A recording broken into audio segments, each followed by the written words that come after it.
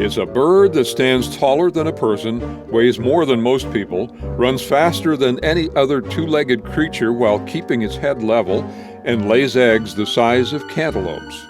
The ostrich has a broad, flat beak with nostrils set near the tip, not at the base like other birds. It has extremely large eyes, 50 millimeters or 2 inches in diameter.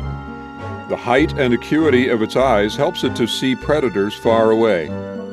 An ostrich can't fly, but it has small wings that it uses for quick turning or braking.